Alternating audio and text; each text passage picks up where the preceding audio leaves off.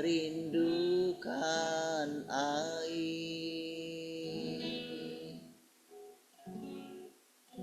Demikianlah jiwaku merindukan Engkau.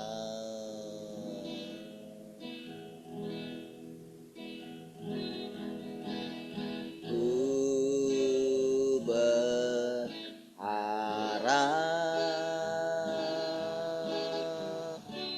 hanya kepadamu.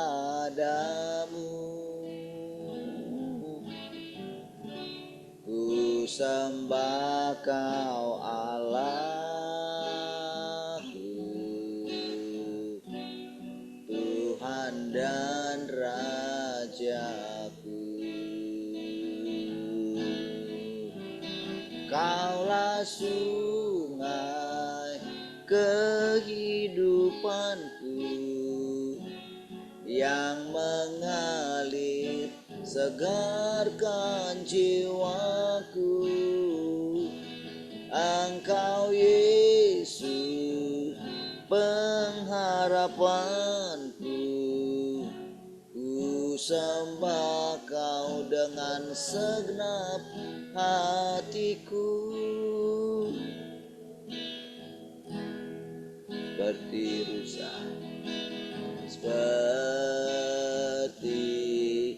rusa, merindukan air. Demikianlah jiwaku merindukan Engkau.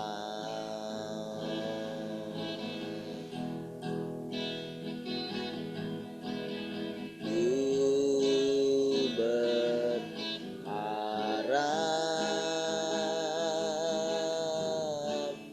hanya kepadamu.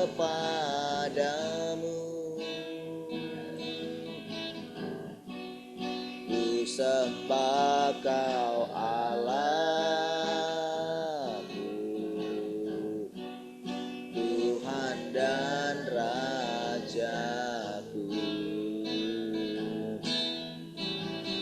Kaulah sungai kehidupanku yang mengalir, segarkan jiwaku. Engkau Yesus pengharapanku, ku sembah Kau dengan segenap. Kaulah sungai kehidupanku yang mengalir, segarkan jiwaku.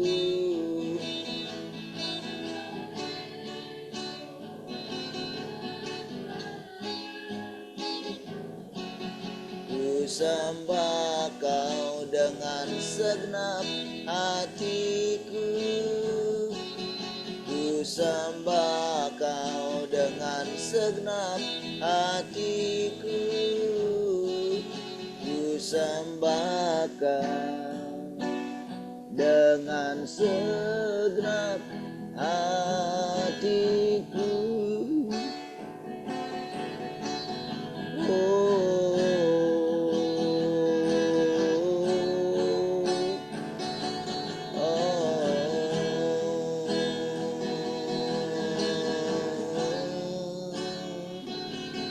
Haleluya, kasih-Mu.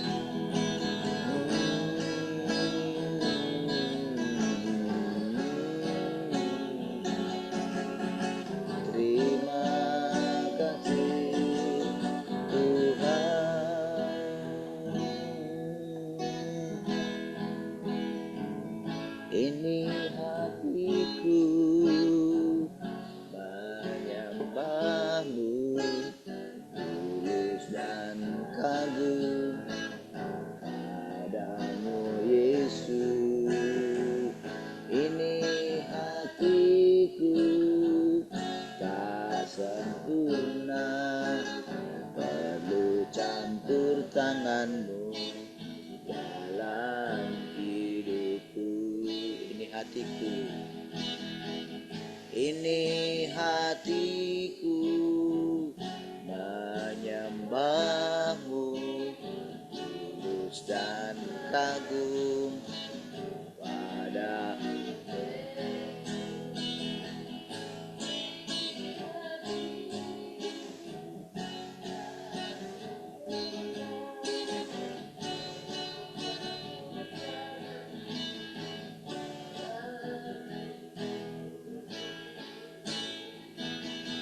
hatiku mengasihimu, hatiku mengasihimu, hatiku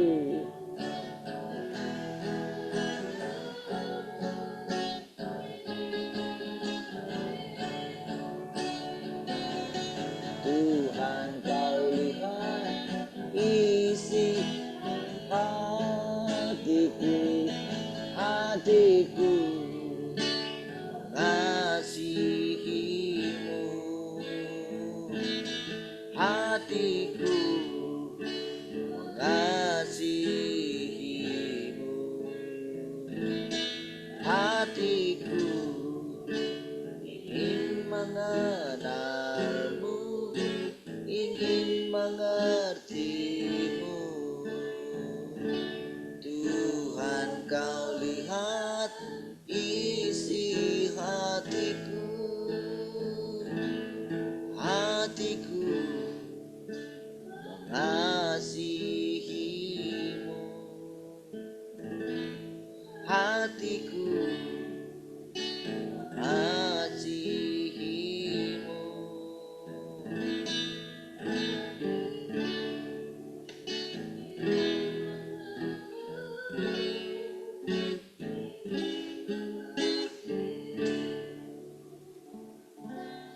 Tuhan, kau lihat isi hatiku,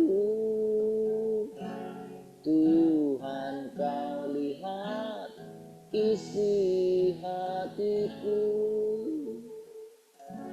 Tuhan, kau lihat, kau lihat isi hatiku.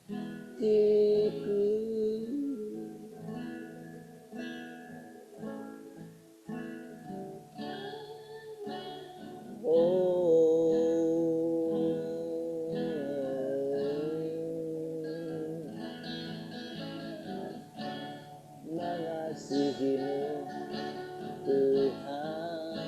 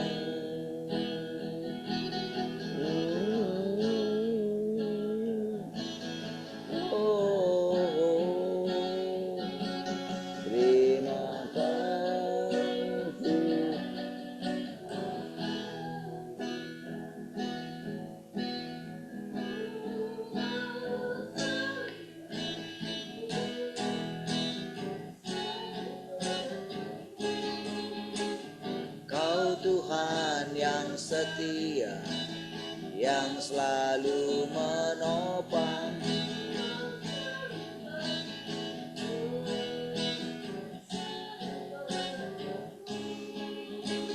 Kau Tupaku yang setia, dengan apa ku membalas kasih-Mu yang ku terima dari-Mu.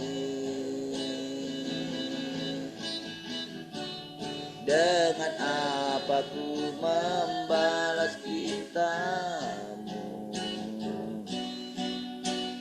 Oh Yesusku, ku mau selalu bersyukur, selalu bersyukur. Kau Tuhan yang setia, yang selalu menopang.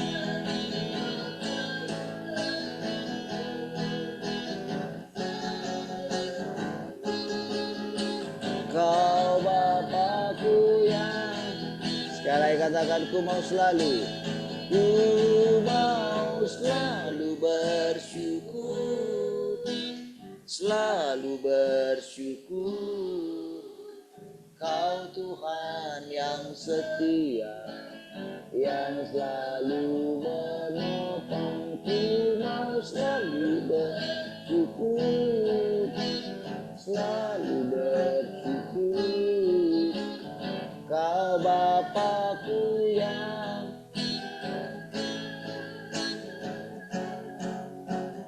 Kau Bapakku yang,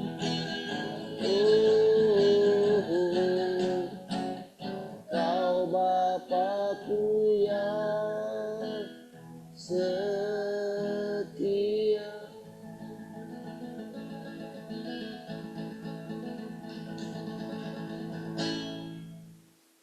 Kasih Tuhan, kami bersyukur pagi hari ini. Oh, kembali kami siapkan hati kami bersekutu dengan Tuhan, dengan firman Tuhan. Firman Tuhan yang menyegarkan kami, yang menentukan arah kami. Firman Tuhan adalah jalan bagi kami, kebenaran dan hidup kami sendiri, Tuhan. Terima kasih Tuhan, kami bersyukur kami dapat memandang Engkau senantiasa, Tuhan. Segala kemuliaan bagi-Mu, Tuhan. Haleluya, mari kita yang mengasihi Tuhan sama-sama katakan amin. Baik, gitu kan. Shalom semua, selamat pagi. Mana kabarnya pagi ini? Halo, selamat pagi semua. Shalom, selamat pagi semua.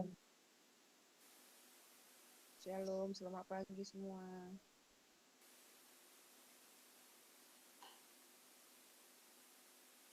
Haleluya. Shalom, selamat pagi semuanya.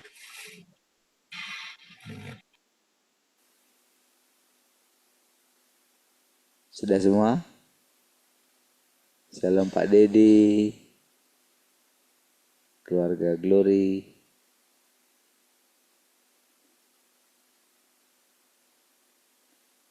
Salam yang di radio. Ada berapa radio?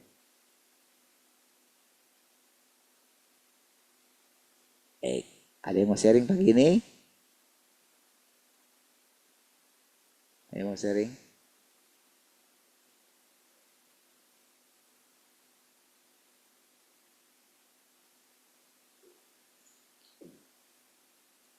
Ini mau sharing?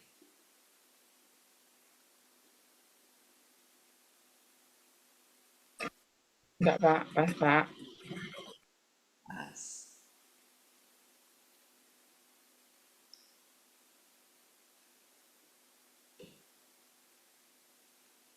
Baik. Ya.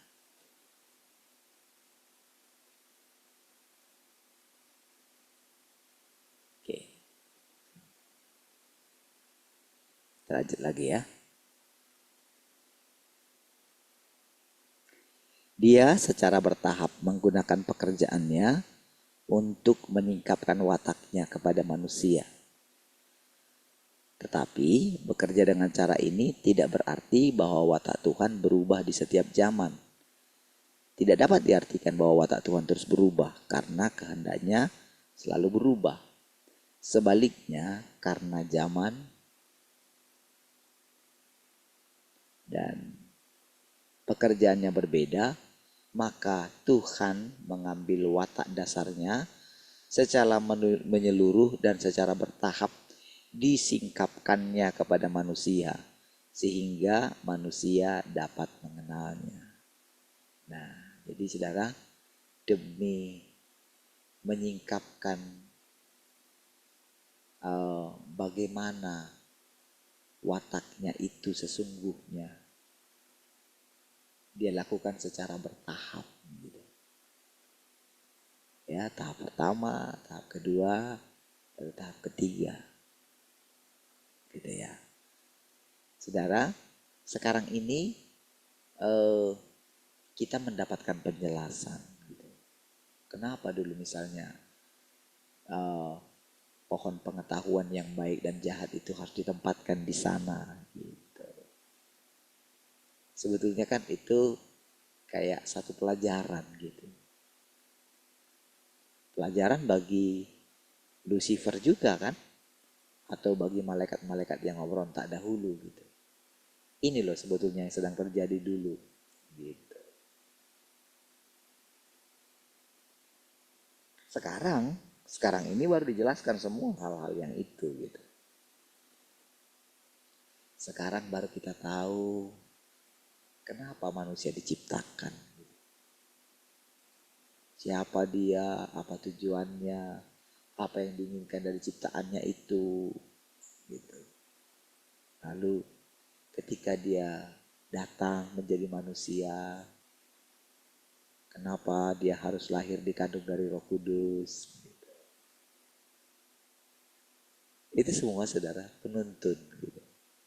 Bagi umat manusia dan seluruh ciptaan yang lain mengenal Allah pencipta itu, mengenal Bapa itu gitu. Kenapa Yesus harus menyebutnya, kalau kamu berdoa, berdoalah demikian, Bapa kami yang di sorga gitu. Kenapa enggak dia ulang seperti yang diajarkan oleh nenek moyang mereka gitu, Allah Abraham, Ishak dan Yakub.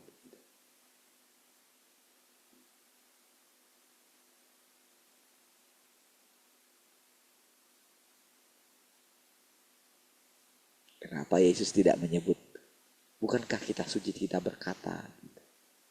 Tapi dia berkata begini, bukanlah dalam kitab sucimu berkata gitu. Atau kitab suci berkata demikian gitu. Jadi saudara, ada banyak hal saudara yang mau Tuhan ceritakan sebetulnya. Jadi sebetulnya ketika dia menciptakan manusia itu kan sesudah ada dulu kehidupan di sorga gitu. Di alam roh maksudnya ya. Tentang segala sesuatu gitu. Tatanan, tentang gedung-gedung. Ya kehidupan seperti yang kita lihat sekarang gitu.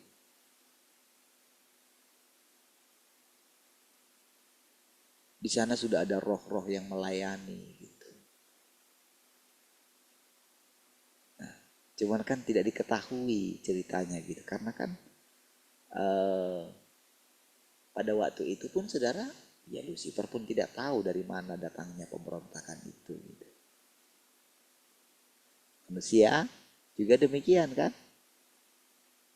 Tapi bagi kita jelas, ini loh, kamu melanggar satu larangan. Kan ketika Tuhan berfirman, kalau nanti kamu makan, kamu akan mati. Itu firman gitu. Berarti dia memilih mengalami firman itu. Jadi kalau kayak main apa gitu ya, main kayak game gitu kan ada pilihan gitu.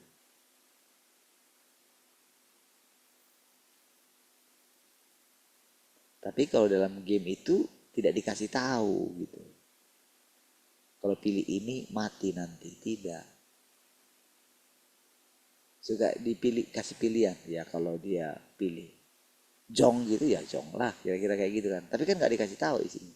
Ini tuh nggak kasih tahu loh. Jangan makan yang ini ya. Yang lain boleh kamu makan.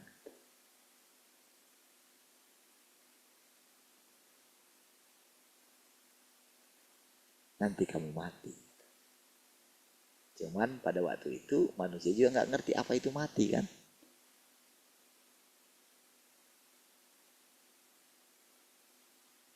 Nggak ngerti apa itu mati. Karena kan belum diterangkan. Belum ada orang yang mati pada waktu itu. Apa mati itu pun nggak tahu gitu.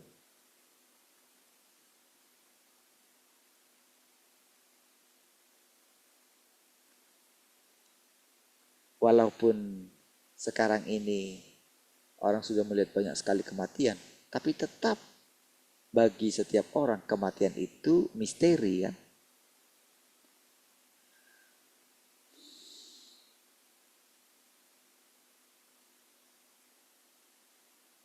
Tetap menjadi tanda tanya gitu. Nah, tapi lewat persekutuan kita dengan Tuhan, lewat dia mengajari kita setiap pagi gitu ya. Maka hal-hal yang tadinya misteri itu mulai dijelaskan. Karena sudah waktunya untuk menjelaskannya. Ya, gak perlu kita mencapai seperti yang dialami kehebatan para orang-orang sebelum kita gitu. Tidak perlu kita memuja-muja mereka, oh hebat sekali si Daud itu kayak gini, kayak gini, kayak gini. Si ini begini, begini. Kehidupan mereka jelas di sana. Kita tidak perlu memuja-muja mereka. Perasa mereka lebih baik daripada kita. Gitu. Toh mereka itu semua bisa seperti itu karena mereka mentaati firman Tuhan. Apakah Musa punya ilmu untuk membelah lautan? Mana ada ilmu dia. Cuman dia hanya taat saja. Gitu. Bahkan itu pun masih dimarahin sama Tuhan. Gitu. Kenapa kamu teriak-teriak? Kenapa kamu berteriak-teriak kepadaku? Harusnya menurut Tuhan itu, harusnya kamu sudah tahu apa yang kamu mau lakukan. Gitu.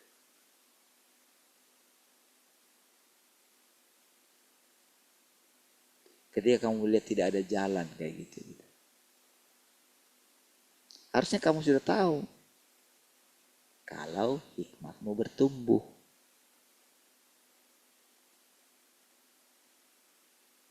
Iya.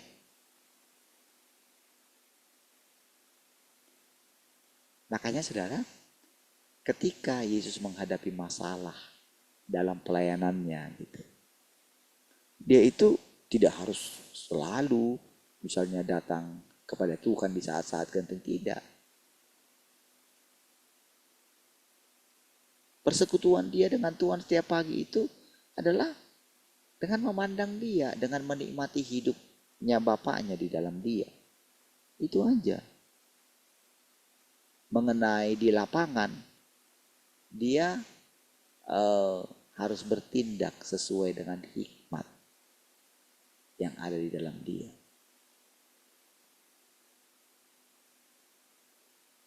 Kan sama seperti Tuhan berbicara di Taman Eden itu kan kepada Adam dan Hawa itu. Kepada Adam pertama-tama lah misalnya. Kan dia berfirman, engkau berkuasa atas ini semua. Engkau jadi Tuhan atas mereka semua. Mau bagaimanapun mereka harus tunduk kepadamu. Itulah otoritasmu. Jadi kalau misalnya tiba-tiba ada seekor singa yang mengaum gitu. Dia lagi lapar misalnya gitu. Ketika dia mengaum di hadapan Adam pada waktu itu. Apakah Adam takut? Yang enggak lah.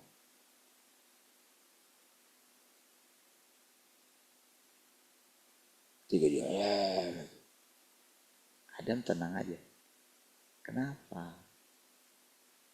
Lapar. Loh, kok bisa lapar?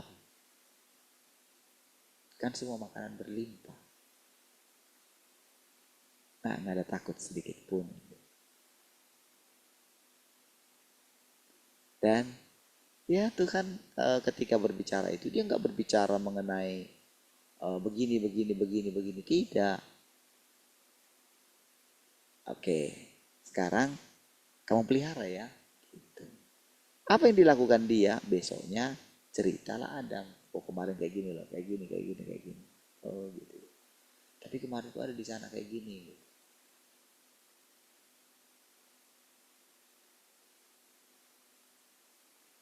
Oh itu kayak gini. Gitu. Ajarin kayak gitu. Dan dia bertumbuh normal. Gitu.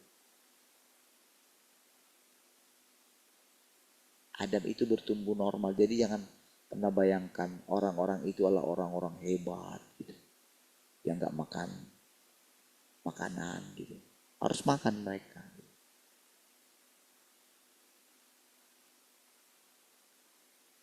Itu normal.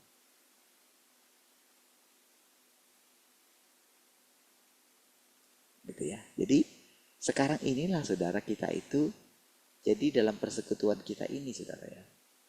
Jadi kita itu mendengarkan hikmat Tuhan dan dia mau setiap hari kita bertumbuh. Ketika engkau kemarin mendengarkan bahwa engkau akan dihajar gitu. Kira-kira tanya gitu kan. Benarkah kamu sebetulnya dihajar? Apanya yang dihajar? Apakah aku pukulin kamu? Apakah hajaran itu misalnya kamu menderita lah, apakah itu esensinya gitu? Apa dibalik semua itu? Coba kamu lihat sekarang. Iya Tuhan. Kan dari situ saudara terbentuklah di dalam diri kita itu saudara satu kepercayaan gitu. Pertama, Tuhan itu nyata.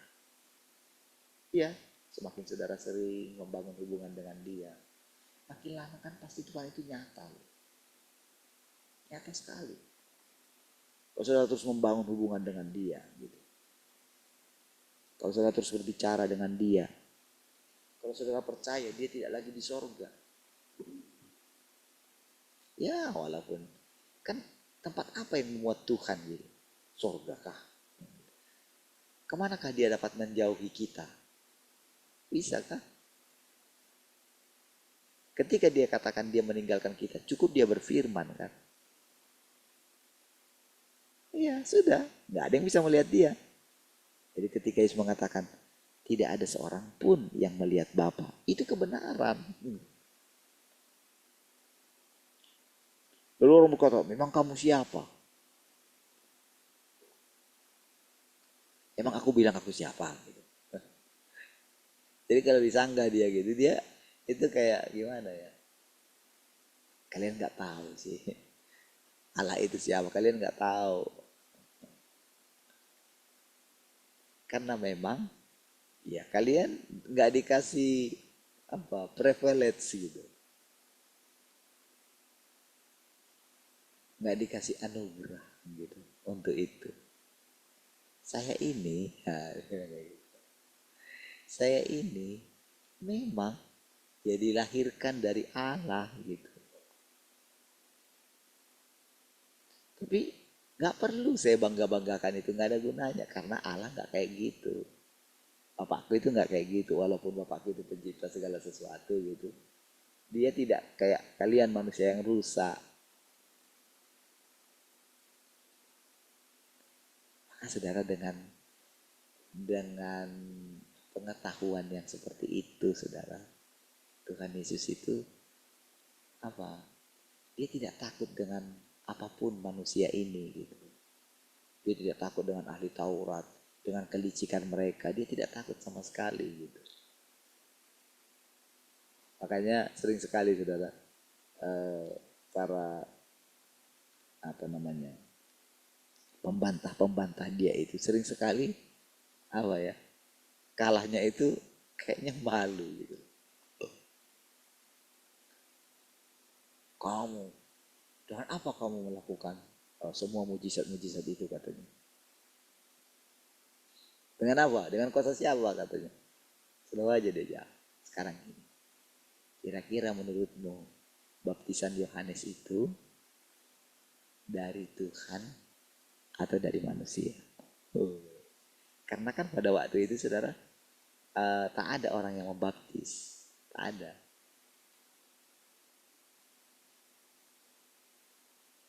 Karena kan hanya Yohanes kan.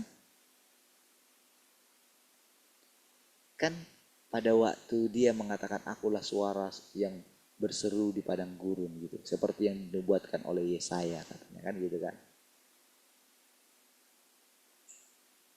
Pada waktu itu sebetulnya mereka itu mau apa namanya? Sebetulnya mereka itu tidak percaya kepada Yohanes gitu loh. Cuman mereka iri sekali saudara dengan viralnya si Yohanes itu saudara. Jadi mereka takut terhadap orang banyak. Kami tidak tahu dari mana katanya. Ya sudah. Kalau gitu, aku pun nggak kasih tahu dari mana kuasaku berasal katanya. Wah, itu saudara-saudara ini kan waktu itu ya. Itu benar-benar muka mereka itu merah gitu. Nah, jadi saudara, dengan kita mulai diceritakan semua ini saudara. Kan nampaknya kan kita itu belajar biasa, santai kan. Berbicara, ya kan. Yang berbicara kepada saudara juga sudah setiap hari saudara dengarkan. Gitu.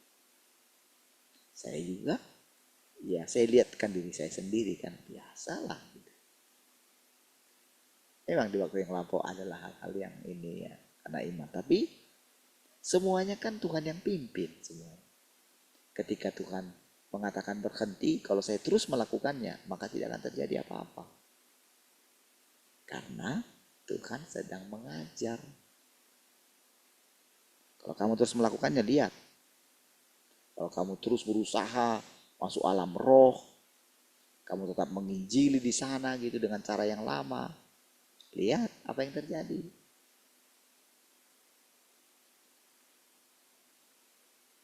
Iya Tuhan, aku salah sih. Tapi terlalu mahal ya belajarnya itu. Kan merasa bersalah gitu kan. Tenang katanya. Setelah kita merasa bersalah gitu kan, kita minta ampun.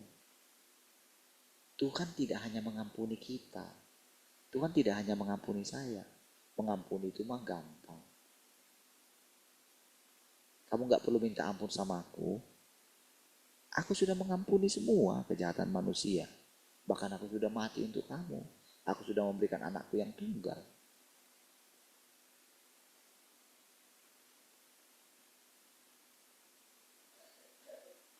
Apalagi yang kurang.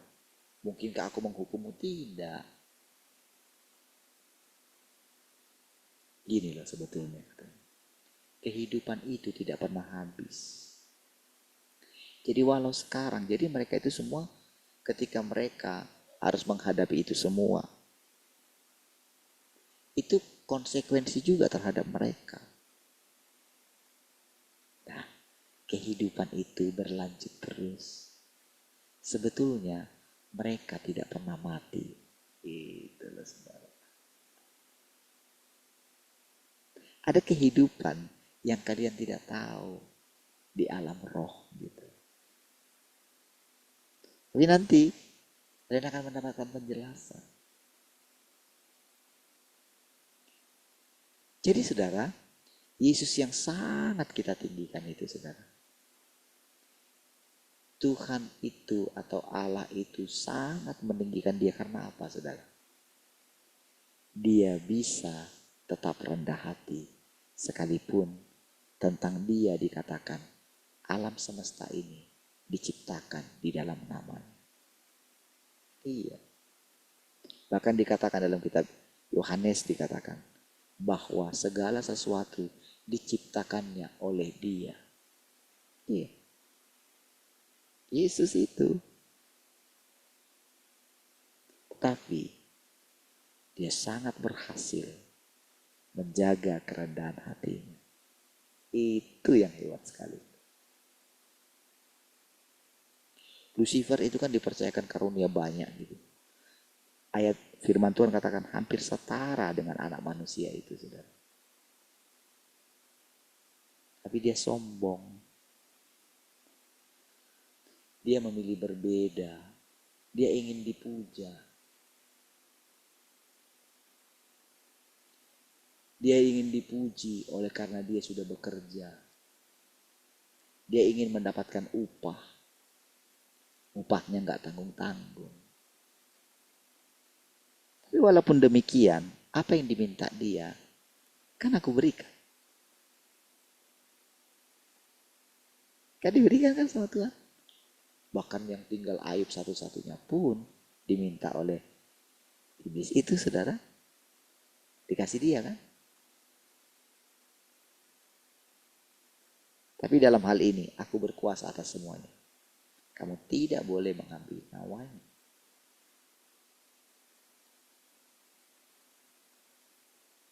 Itu firman.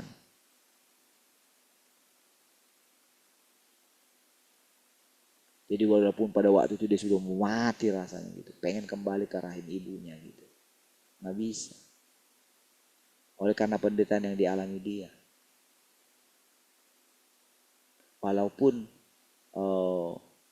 istrinya bilang, udahlah bunuh diri aja lah, mati, sudah selesai lah. Kutukilah alammu, dia kata. Yang selama ini kamu percaya itu. Gak betul ternyata itu, katanya. Wah, Ayub tidak demikian. Karena apa, saudara? Dia sangat, sebetulnya dia itu punya hubungan gitu. Setiap hari dia melakukan,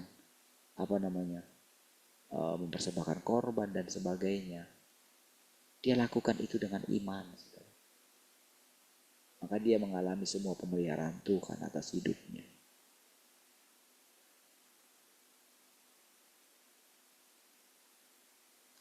Jadi sekalipun saudara dia seperti itu, saudara sudah diminta sama iblis itu, diberikan juga kan. Sama saudara. Ketika seluruh manusia ini, firman Tuhan katakan telah dikuasai oleh dia, telah dirusak oleh dia. Kalau kita melihat, kalau saudara belajar tentang sejarah gereja ya, wah itu ngeri saudara. Iya. Kenajisan yang ada di dalam gereja itu, saudara, sangat mengerikan. Di masa-masa kegelapan itu, saudara. Dan sebetulnya kan negara-negara kan lahir dari kekristenan kebanyakan itu. Sudah hampir menguasai sebetulnya semua. Dan negara-negara maju, awalnya kan mereka.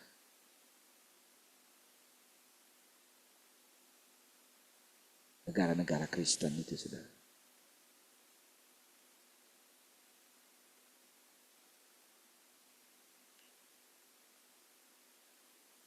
Dan kalau kita lihat, saudara, wah itu sangat rusak sekali.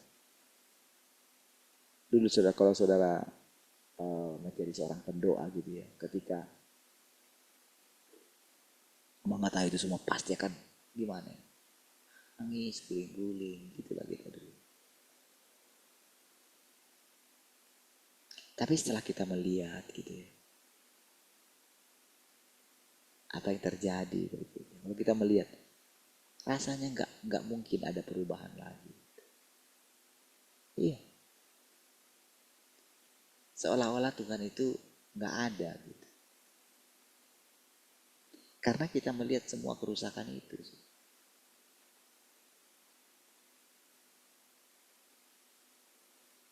Apalagi kalau kita ini ya, kalau kita sibuk dengerin nubuatan-nubuatan nabi-nabi itu ya. Aduh.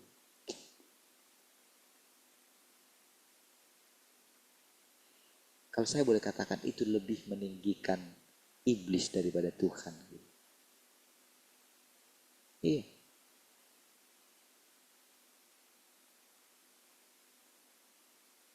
Padahal kalau menceritakan semua apa yang mereka lakukan di tempat yang tersembunyi gitu. Oh dia mau melakukan ini, dia mau. Iya.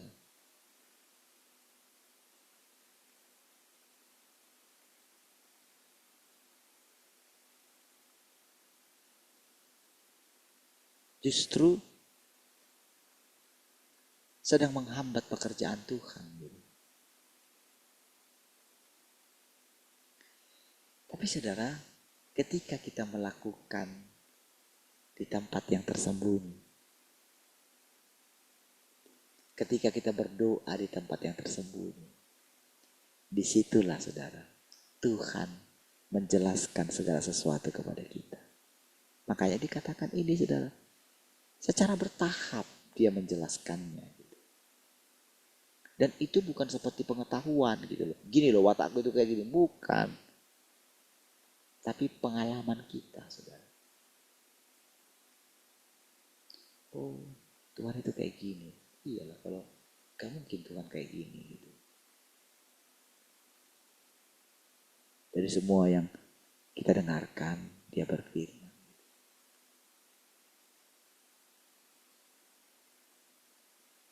Ketika kita mulai ketika kita melihat kemunafikan misalnya, maka kita kan begini, nah gak bisa kayak gitu. Kenapa kita bisa mengatakan seperti itu? Kenapa? Karena kita itu sudah menerima Tuhan. Tuhan yang kudus itu gitu. Kalau misalnya kita khawatir gitu kan, kita akan bilang, gak bisa kayak gini gitu. Kan kalau aku kalau terus kehidupanku seperti ini gitu, aku khawatir gitu, berarti gak benar dong di dalamku ada Tuhan. Enggak. Aku pandang Tuhan saja. Mau dia tolong, mau enggak, gak urusan. Satu hal yang pasti, Tuhan itu nyata.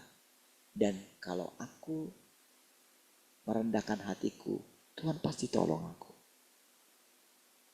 Kalaupun dalam saat ini aku tidak ditolong, itu bukan urusanku. Pasti ada rencana di balik semua ini. Itu yang kita lewati, saudara. Setiap hari.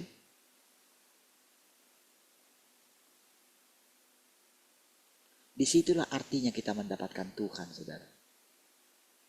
Jadi kita didapatkan Tuhan itu adalah ketika kita itu benar-benar memiliki persekutuan yang nyata dengan Tuhan itu. Gitu. Nyata dia. Apa ya? Kita itu mentaati dia bukan karena paksaan, gitu. Tapi karena pengenalan. Gitu.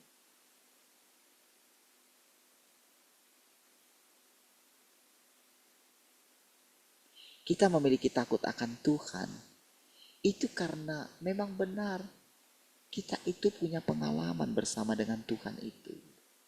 Jadi takutnya itu adalah hormat. Takutnya itu adalah kagum. Takutnya itu adalah kasih yang murni. Gitu. Itulah takutnya. Bukan karena kita takut dihukum. Bukan. Bukan karena kita takut sakit. Takut hidup kita itu dikutuk gitu. Takut hidup kita menderita.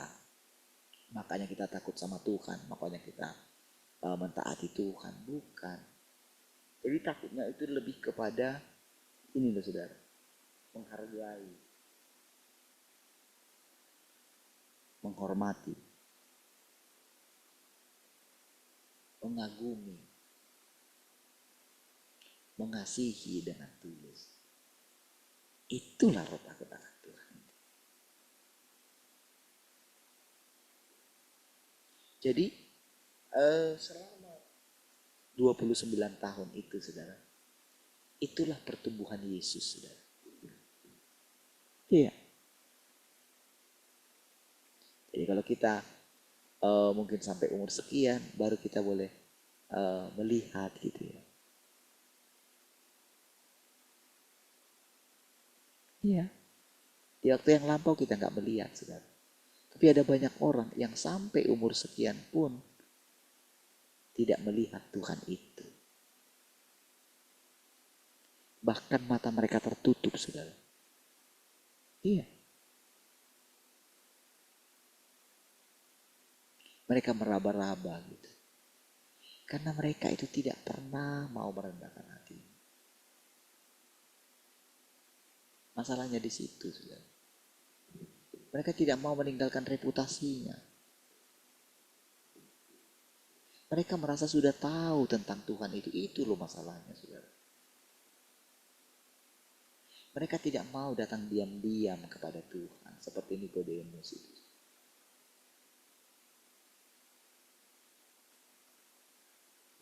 Mereka terus merasa Tuhan itu kayak gini, Tuhan itu kayak gini.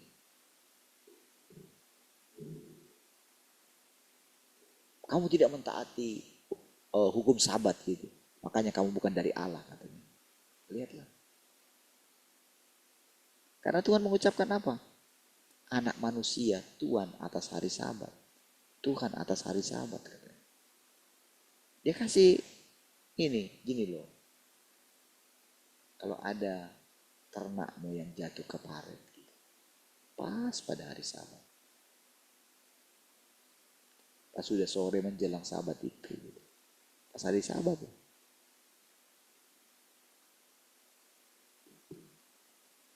Apakah kamu akan biarkan dia tetap ada di sana karena kamu mentaati sabat? Apakah Tuhan seperti itu gitu? Enggak. Pokoknya Tuhan itu kayak gini, tegas dia. Kalau kita melanggar, mati kita. Sekarang saya tanya, kalau kamu sendiri, hei para imam, hei para ahli Taurat, kalau ternakmu kayak gitu, kamu tolong nggak?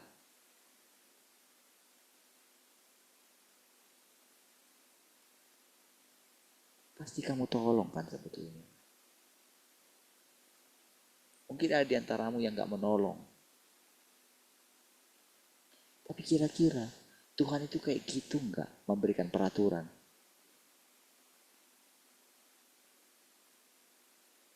Sama saudara dengan peraturan-peraturan yang ada pun saudara. Seperti itu. Ada orang yang, wah, peraturannya kayak gini.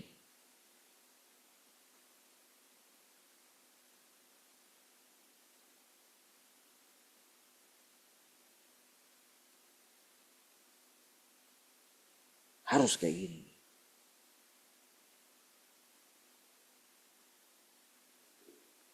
Peraturan itu dibuat untuk manusia. Bukan manusia untuk peraturan. Jadi kalau kita yang buat, kita berkuasa atas peraturan itu.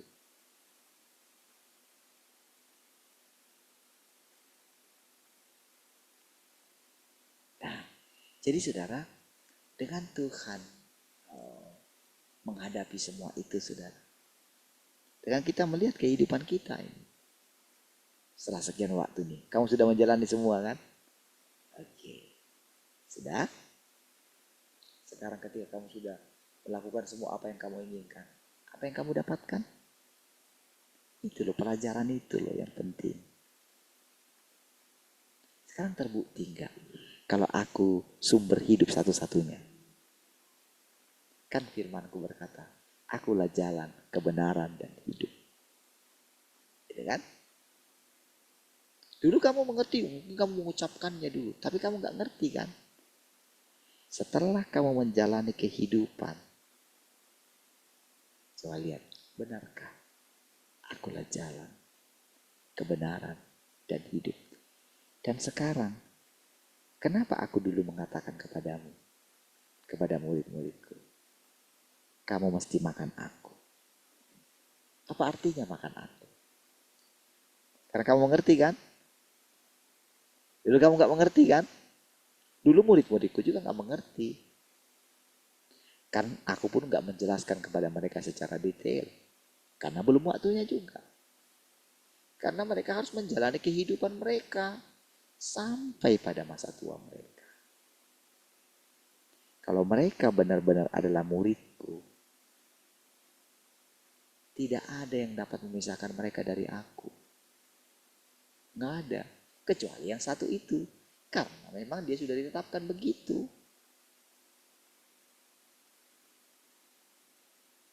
Memang juga ada tertulis dia seperti itu gitu.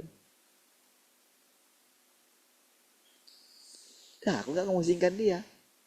Tapi tentang murid-muridku ini dan orang-orang yang selanjutnya percaya kepada pemberitaan mereka, aku telah berdoa untuk mereka.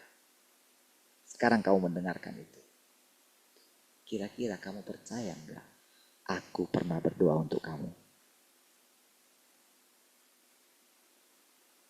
Oh saudara, ketika saya dulu ngerti ayat itu ya, wah Tuhan Yesus berdoa untuk saya. Wah, itu saya ini sekali saudara. Dan sekarang kita diajarin bagaimana caranya makan firman itu. Jadi kita itu bukan kita itu belajar langsung praktek gitu. Jadi pengetahuan kita itu bukan karena menghafal. Sekarang pendidikan sekarang itu cara pendidikan dunia ini saudara itu sudah rusak saudara.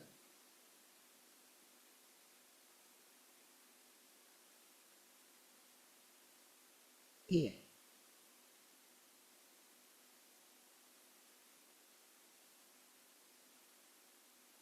Kita diajarinya itu menghafal. Kehidupan sebenarnya itu saudara pengalaman dari apa yang dikatakan. Jadi sekarang saudara ketika kita itu dari hari ke sehari kita menerapkan. Saya nggak mungkin sebebas ini berbicara kepada saudara. Kalau bukan saya itu mengalami kehidupan setiap hari dari sejak awal. Iya.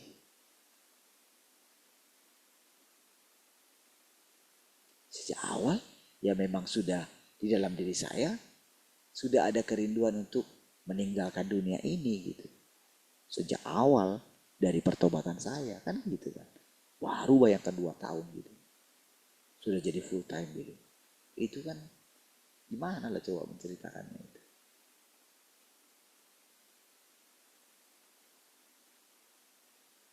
Jadi sudah melihat loh jalan-jalan Tuhan dalam hidup kita gitu. Perjalanan kita. Bahwa ternyata kita sudah dipilih. Jadi seperti itulah pertumbuhan Yesus yang dikatakan. Dia bertumbuh makin besar katanya. Makin dikasih Allah dan manusia katanya. Selama 29 tahun itu saudara.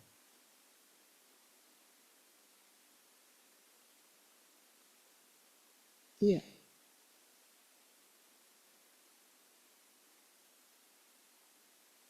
Jadi dengan sekarang kita kehidupan kita ini saudara. Selama sekian tahun dalam hidup kita saudara. Itulah pertumbuhan kita. Dan kalau dikatakan kita masuk dalam kerajaannya. Sebetulnya kita tinggal masuk saudara. Jadi walaupun misalnya kerajaan 1000 tahun itu gak tahu kapan. Langit baru dan bumi baru itu gak tahu kapan. Dari kita mempercayai firman. Sebetulnya kita sudah bisa mengecapnya. Kita sudah bisa menjalaninya. Gak perlu lagi kita takut dengan misteri kematian gitu. Karena kita percaya Tuhan yang mengajar kita gitu.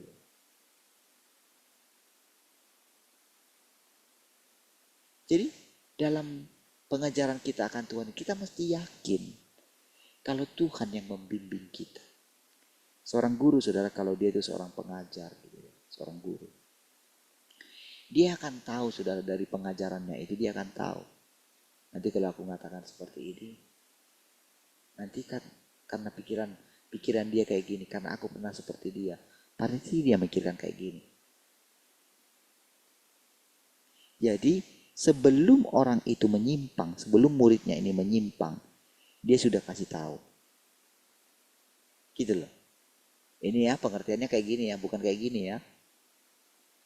Jadi walaupun ketika kita mendengarkan firman Tuhan itu, Jadi walaupun kita itu rasanya kayak disimpangkan sama iblis gitu, pengertian kita kan seperti itu kan.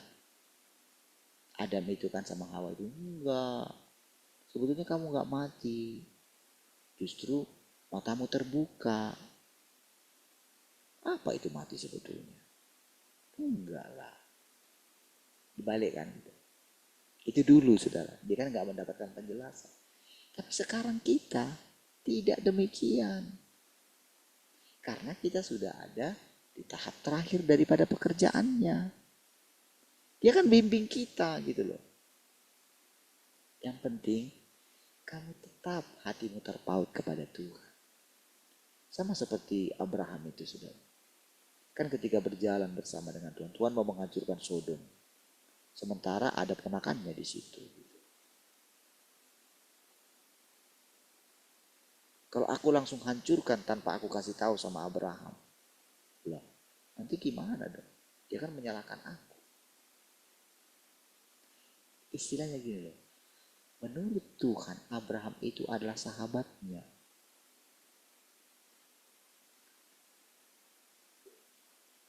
Tentu kalau dia sahabat, kalau dia nggak kasih tahu apa yang dilakukan, itu kan berarti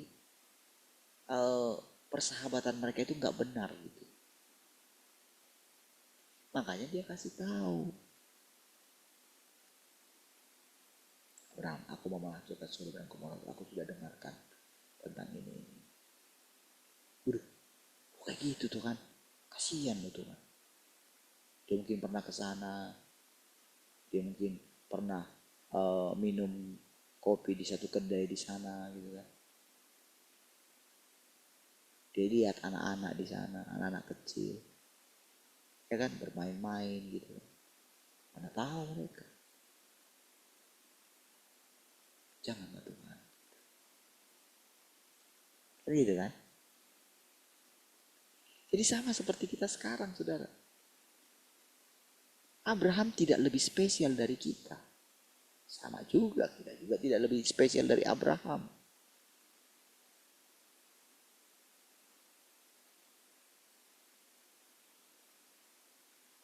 Kalau Tuhan mau bilang, iya aku berurusan denganmu sekarang. Gak perlu kamu harus merasa segan dengan Abraham. Gak perlu kamu merasa minder dengan Daud gitu. Dengan Gideon, dengan siapa saja. Gak perlu kamu minder.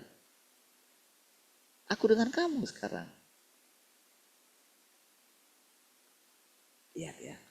Kalau kamu percaya dengan tulus, kalau kasihmu kepada aku dengan tulus, maka engkau akan mengenalku dengan cara yang baru.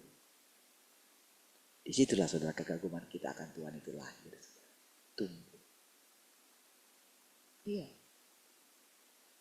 Dan disitulah kita mengerti, oh ini ya artinya Tuhan itu nyata ya. Memang beneran kok nyata gitu.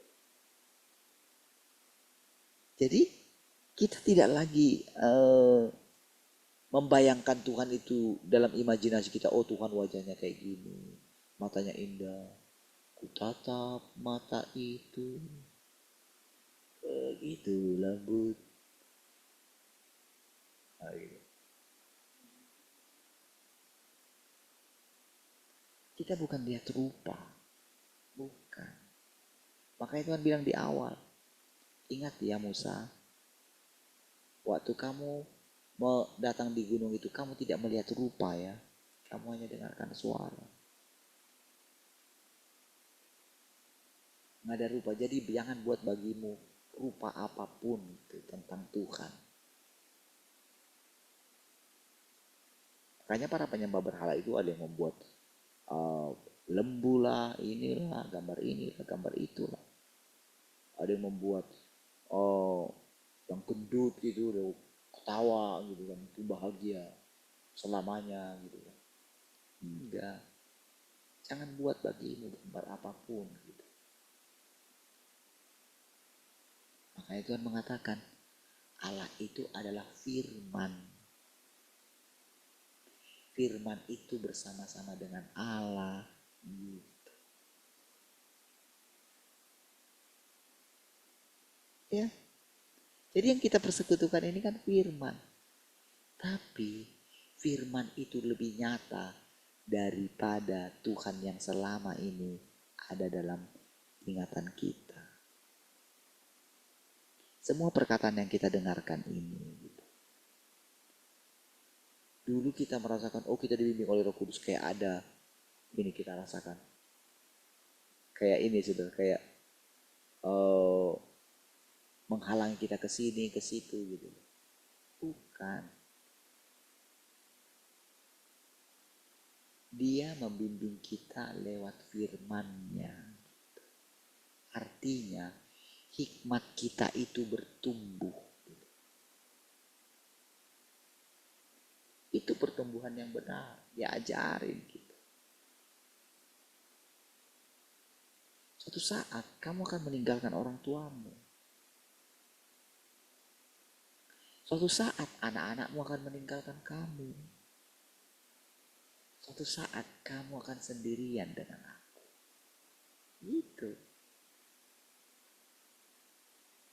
Dan aku lebih nyata daripada siapapun yang pernah bersama dengan kamu. Dulu kalian bersama-sama indah, semua ketawa-ketawa. Nah, ketika kalian aku pisahkan, gimana? Orang itu pun mengalami kehidupan yang sama juga. Mereka teringat mungkin dengan persekutuan kita gitu. Mau kembali, malu gitu kan. Mereka terus mencoba mungkin membuat, supaya mereka itu, nampak lebih baik. Sampai kapan? Sampai kapan mereka membohongi diri mereka? Iya. Makanya sudah pada akhirnya yang tinggal itu hanyalah orang-orang yang mengenal Allahnya. Hanya orang-orang itu yang tinggal, yang bisa hidup. Yang lain itu akan binasa. Yang lain akan stres, akan menangis. Iya. Kalau seseorang itu tidak melakukan apa yang dikatakan oleh Tuhan Yesus, masuk ke tempat yang tersembunyi, katanya. Berdoalah dari sana. Jumpailah Bapamu yang aku katakan sama kamu itu di tempat yang tersembunyi. Gak ada orang yang beritahu kepada kamu di mana Tuhan itu ada. Cuman sekarang ingat ya, ketika aku naik ke sorga, aku siapkan tempat bagimu di sana. Oke, di mananya? Jadi ketika Yesus naik ke sorga itu, dia bawa semua kita ke sana. Makanya dia bilang, kemana aku pergi, kamu tahu jangan ke situ. Jangan kamu bilang, gimana kamu gak kasih tahu sama kami, kemana kamu pergi. Pokoknya, hidupi saja perkataan itu. Kemana aku pergi, kamu tahu jangan ke situ. Titik. Oke, makanya praktekkan ya. Kita terus hidup setiap hari. Terus setiap hari. Sampai pada satu saat. Oh, ini artinya. Kemana kamu pergi? Kemana aku pergi? Kamu tahu jalan ke situ. Oh, ini artinya ya Tuhan menyediakan tempat. Yang mengatakan di rumah Bapakku banyak tempat tinggal ya. Oh, ini artinya ya. Iya.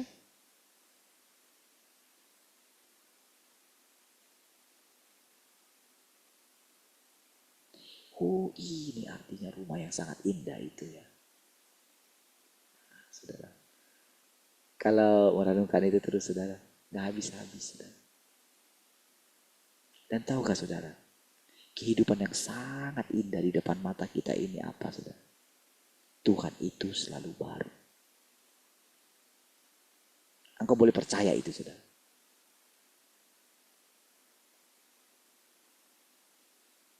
Engkau boleh terus berharap kepada Tuhan. Setiap hari.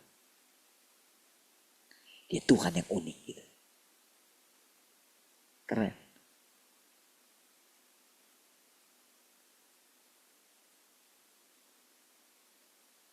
Kalau saudara lihat berita-berita yang tren segala macam, inilah itu mungkin viral ini. Ya, banyak semua kan. Nanti kalau ada mau bikin konten-konten, paling niru-niru. Kebanyakan konten itu niru. Nanti ada di sana yang lagi viral, dibuat dia. Tiruan. Ini sudah di sana kemarin kayak gini. Tentu dengan versi mereka masing-masing. Tapi coba lihat. Semua. Tapi coba lihat Tuhan. Coba hidupi dia setiap hari. Beneran saudara. Selalu baru setiap hari. Itu kebenaran. Oh, gak pernah saudara kita merasakan seperti ini. Gak pernah. Iya. Dan pada akhirnya saudara, orang-orang yang merindukan Tuhan akan dipertemukan dengan orang-orang yang merindukan Tuhan. Orang-orang yang cinta kebenaran akan berkumpul dengan yang cinta kebenaran. Orang-orang yang rendah hati akan berkumpul dengan orang-orang yang rendah hati. Tapi demikian sebaliknya. Orang-orang sombong akan dikumpulkan dengan orang-orang yang sombong. Orang-orang jahat akan dikumpulkan dengan orang-orang jahat. Iya. Maka mereka akan terus bergulat, saudara. Iya. Mereka akan saling menipu. Mereka akan saling menjatuhkan. Tetapi di kerajaan sorga, orang-orang akan saling melayani. Iya. Saling mengasihi. Begitu, saudara. Terjadi pemisahannya di situ.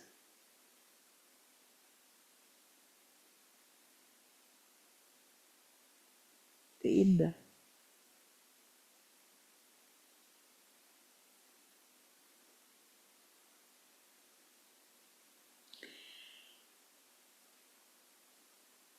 Akan tetapi ini sama sekali tidak membuktikan bahwa Tuhan pada mulanya tidak memiliki watak tertentu. Atau bahwa wataknya telah berangsur-angsur berubah seiring berjalannya waktu. Pemahaman seperti ini keliru adanya. Tuhan menyatakan kepada manusia watak dasar dan watak khususnya, yakni siapa dirinya sesuai dengan berlalunya zaman. Bukan wataknya berubah, tapi ini loh, Tuhan itu kayak gini gitu.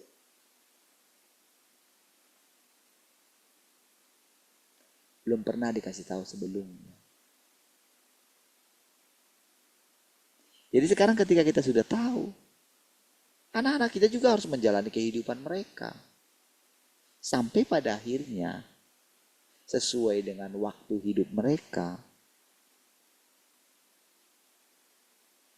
mereka tidak kesulitan lagi.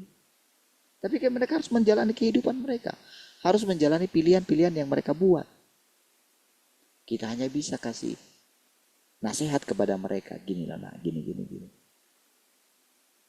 Tapi bagaimana pertumbuhan mereka, perubahan mereka? Kita harus mengizinkan. Iya.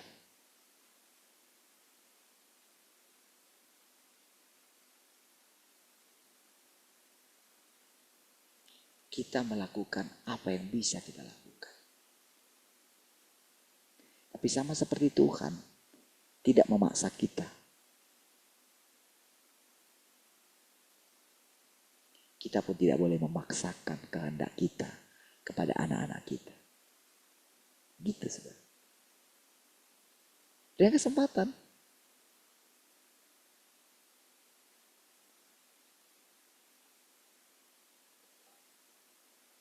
Nanti mereka akan sadar.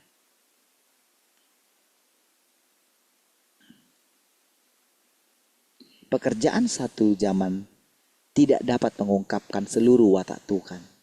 Karena itu, firman Tuhan selalu baru dan tidak pernah usang, mengacu pada pekerjaannya. Dan firman Tuhan itu tidak berubah, mengacu pada apa yang dimilikinya dan siapa dia. Terlepas dari itu, engkau tidak dapat membuat pekerjaan 6.000 tahun bergantung pada satu titik atau membatasinya dengan kata-kata mati seperti yang dilakukan oleh ahli Taurat. Hal seperti itu merupakan kebodohan manusia. Tuhan tidak sesederhana yang dibayangkan manusia dan pekerjaannya tidak dapat tinggal dalam satu zaman saja. Yahweh misalnya tidak dapat selalu merepresentasikan nama Tuhan. Tuhan dapat pula melakukan pekerjaannya dalam nama Yesus. Ini menandakan bahwa pekerjaan Tuhan selalu bergerak maju. Jadi ketika datang nama Tuhan yang Maha Kuasa, ingat sekali lagi, tidak terpisah daripada nama yang sebelumnya. Tapi dia membawa, menceritakan keutuhan Allah yang sesungguhnya. Jadi nama Allah, jadi Allah yang di sorga itu tidak direpresentasikan dengan satu nama saja. Seperti yang ditanyakan oleh Musa, siapakah namamu? Makanya Tuhan jawab, namaku, aku adalah aku. Namaku gak boleh satu, kira-kira kayak gitu loh. Jangan buat namaku satu. Makanya tidak salah kita menyebutnya Allah.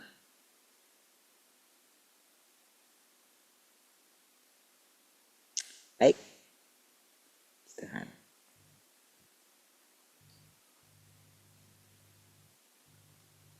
Sampai ketemu besok. Mari kita berdoa. Terima kasih Tuhan, kami bersyukur pagi hari ini buat setiap firman yang kami persekutukan. Segala kemuliaan bagimu Tuhan, untuk selama-lamanya. Hari ini, apapun yang kami lakukan, itu untuk Tuhan. Haleluya. Sama-sama katakan. Amin. Tuhan semua.